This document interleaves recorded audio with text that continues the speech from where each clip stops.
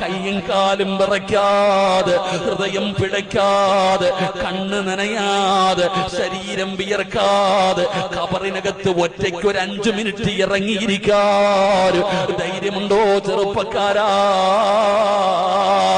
പേടിക്കുപെടാ പോരെ, കയ്യും കാലും വിറയ്ക്കുപെടാ പോരെ, പോയി ഇറങ്ങല്ലേ പൊന്നുമോര്. ചിലപ്പോ ആ ഖബറിനകത്ത് നിന്നെ ഖബറടക്കേണ്ടി വരും ചെറുപ്പക്കാരാ. ചുമ്മാതെ പറയുന്നല്ലടോ. ഞാൻ ജോലി ചെയ്യുന്ന പായിപ്പാട് പള്ളിയിലെ ഖബർ കുഴിച്ചപ്പോ ഞാനും ഇറങ്ങിയടോ. അല്ലാഹുവേ, ആ ഖബറിനകത്ത് ഇറങ്ങിയിരുന്നപ്പോഴാണ് ഖബറിനെ കുറിച്ച് ചിന്തിക്കുന്നത്. വല്ലാത്ത പേടി തോന്നുമടോ. മോനെ, ഖബറിന്റെ കുടിയിലേക്ക് നോക്കടാ.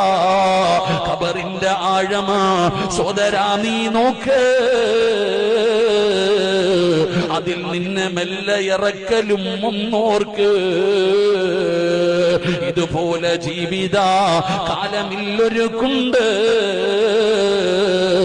കുടുസായതും കണ്ടിട്ടുമുണ്ടോ പണ്ട്. ഇതൊക്കെ ചിന്തിച്ചു നീ കരയുക സോദരാ, എങ്കിൽ സുറൂറായി നീ കിടക്കും മറുകരാ.